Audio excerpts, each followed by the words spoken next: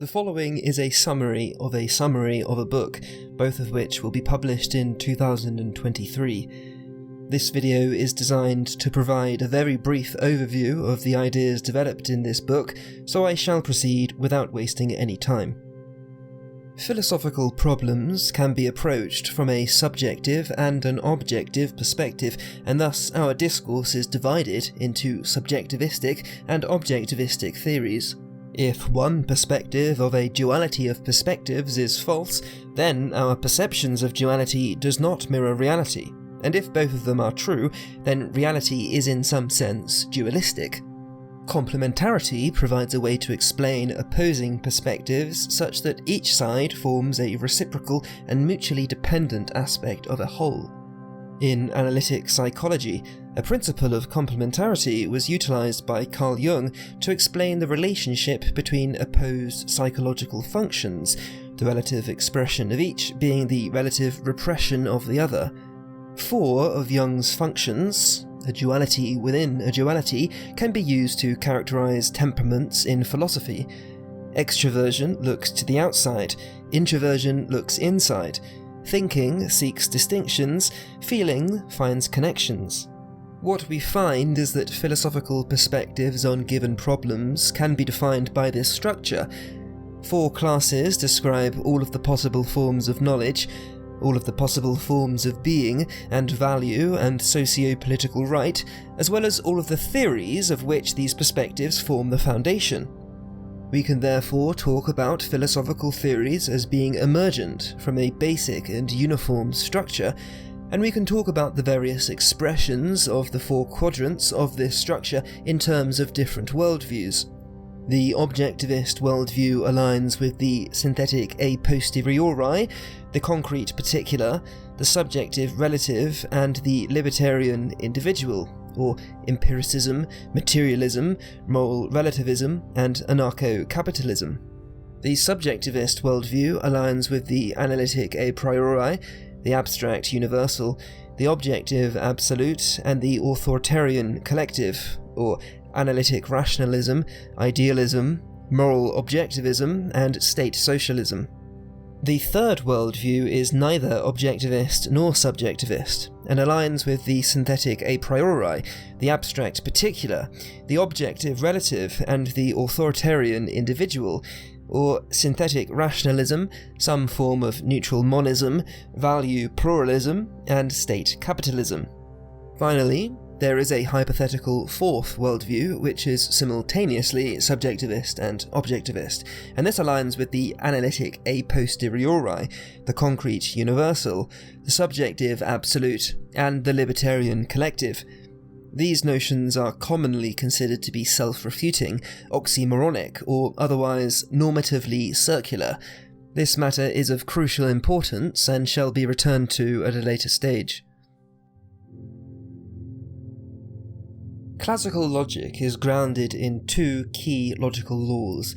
The law of excluded middle states that contradictory propositions cannot both be false, one must be true, and the law of non-contradiction states that contradictory propositions cannot both be true, one must be false. From the start of the 20th century, mathematical logic was confronted with a number of logical paradoxes, all essentially of the same basic structure.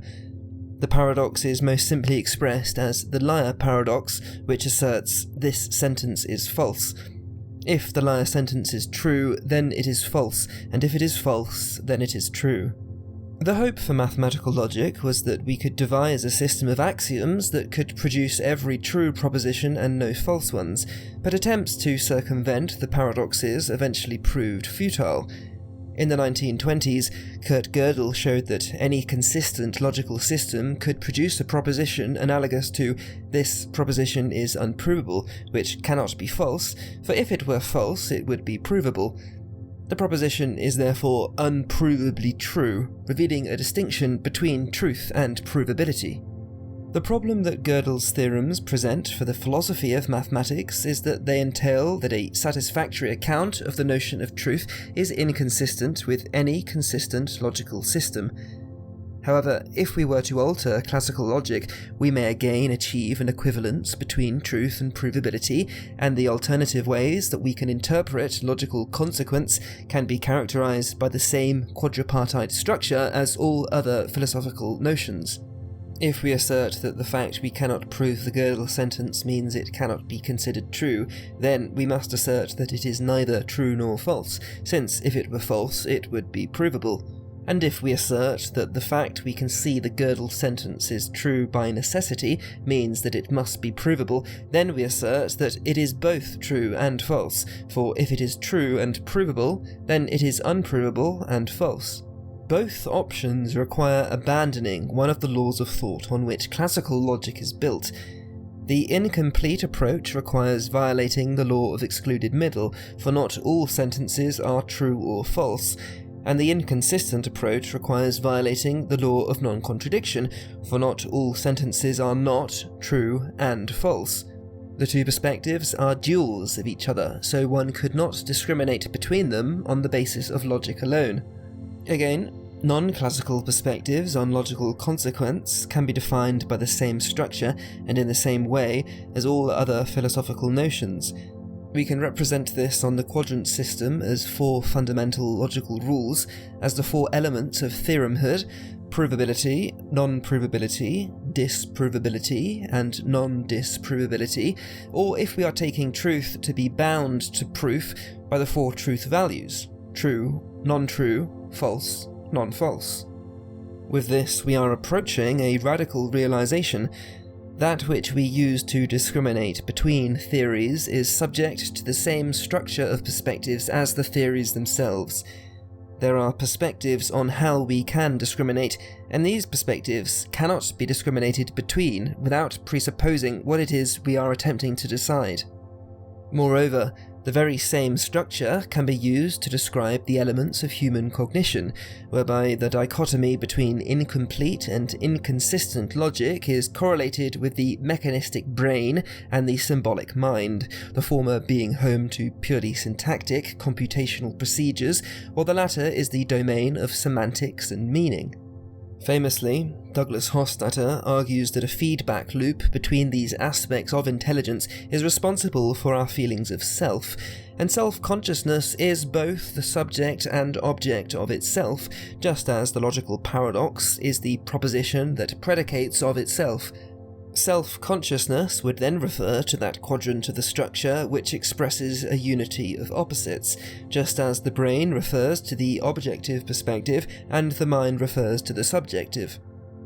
Systematic philosophy is an inescapably self-referential enterprise, for philosophy is a part of the world that philosophy seeks to describe. Paraphilosophy will resolve the antinomies found in philosophy, for paraphilosophy will elucidate the nature and role of self-reference in our conception of the world. An examination of the structure of philosophical perspectives reveals that the analytic a posteriori is simply self-knowledge or self-awareness. The concrete universal is self-being, or rather its nature is self-consciousness. Subjective absolute value is the value we have of ourselves, and the libertarian collective is a society of self-ownership. The paradoxical positions in all areas of philosophy form a uniform and legitimate perspective that is a necessary element of the structure of our reason as a whole. Now, given that this structure of perspectives mirrors the structure of experience, we must consider in what sense the structure itself must be considered real. Furthermore, given that logic and our very conceptions of truth and realness are subject to this structure, and given that there is no logical rationale for discriminating between aspects of the structure, we must consider whether the structure itself is really all we can ever consider to be real. Yet we need not merely ask these questions to ourselves, for the structure, by its essential nature and form, necessitates its own existence.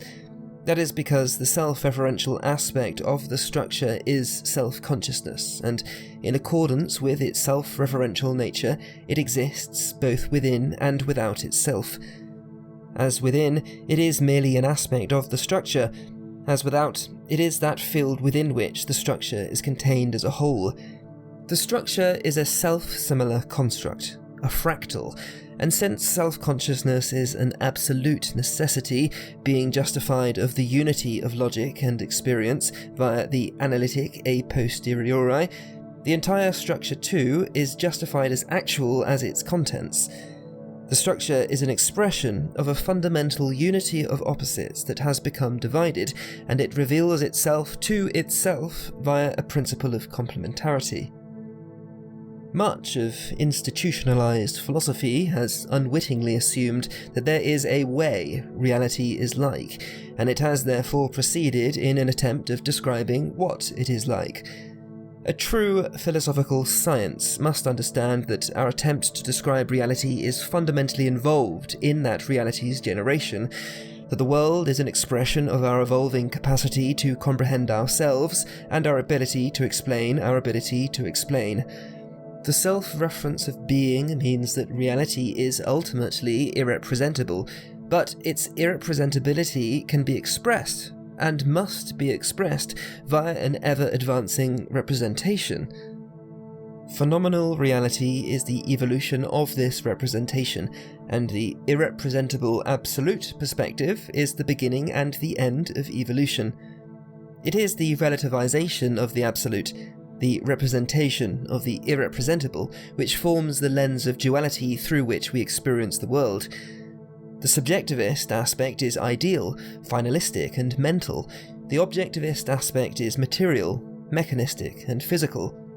Philosophy must cease in seeking a perspective that accommodates both sides of the duality, or that ignores one side of it, for the duality is actual in experience, and so mind does not need to be explained by matter, nor matter to be explained by mind. The duality has been thrust apart so that experience can understand and become itself, and since the halves have been severed from a whole, there is a necessary correlation between them, and we can study this correlation to uncover untold and unknown new sciences.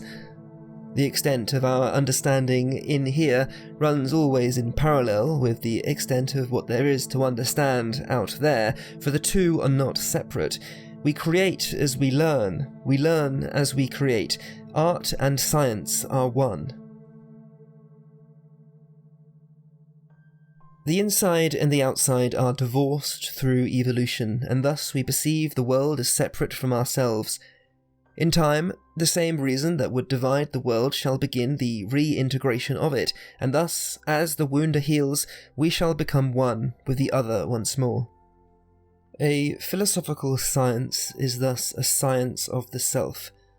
The only absolute truth is that there is no absolute truth, for paradox is the fuel of creativity, and creativity is the cause of all things. Everything is self, and its evolving recognition of itself, which is its becoming of itself. The self is simply the recognition of itself, and so the world becomes because to be is to know thyself. Self-reference is simply creation. This entire world is the creation of the self, of yourself. So rejoice in the fact that we are waking from our making, that we might look upon ourselves with love and understanding. Rejoice in the fact that absolute self-knowledge is the origin and end of all, so that we must survive the troubles of our time, for we must fully know ourselves that we may begin to be in the first place. Rejoice in the fact that all is one, and the one is I, for if we can know this simplest of facts, then we can build a science of wisdom. Then we can know, and solve, and heal all things. This is only the first step, and it starts now.